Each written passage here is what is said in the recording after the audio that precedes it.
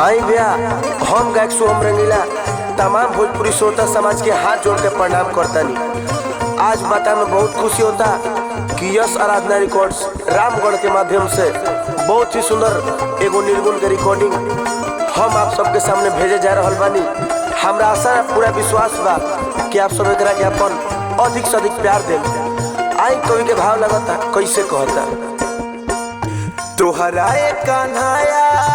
जावे के पड़ी, तोहरा कन्हैया आवे के पड़ी, लूटत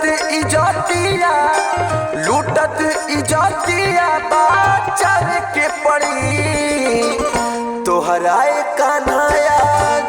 आवे के पड़ी, तोहरा कन्हैया आवे के पड़ी।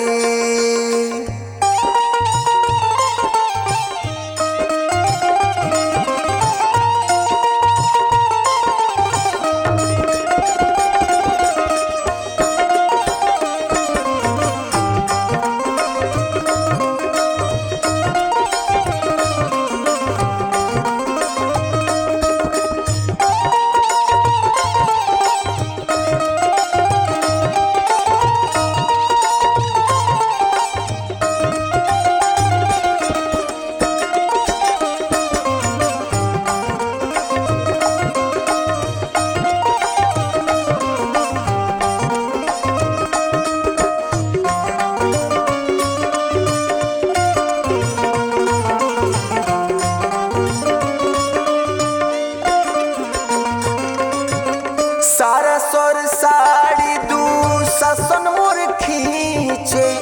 सैया ससुर देखी मुड़ी गड़े नीचे,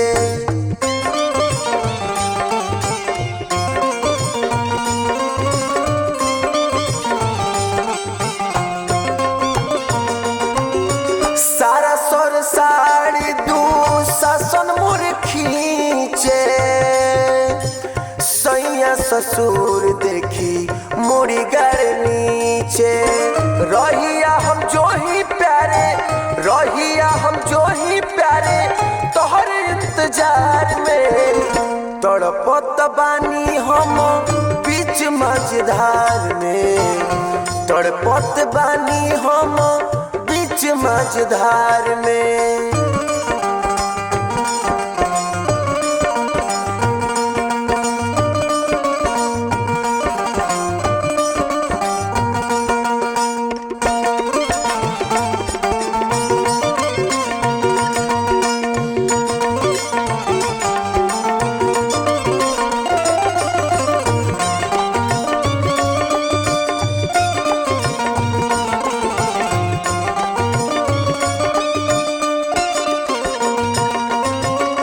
मोहन साड़ी बढ़ाई पगड़ी बचाई, दुश्मन के मुंह में कालिख पोताई,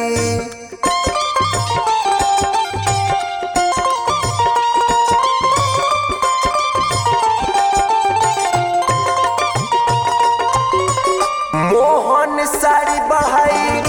पगड़ी बचाई, दुश्मन के मुंह में कालिख पोताई, हमारा शक्ति मिलन बावे, हमारा शक्ति मिलन बावे कन्हा के दिलदार से, तड़पत बानी हम बीच मझधार में,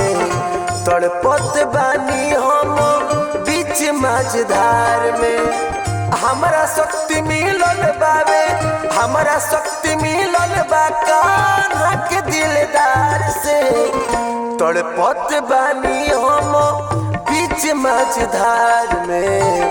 तड़पत बानी हम बीच मझधार में।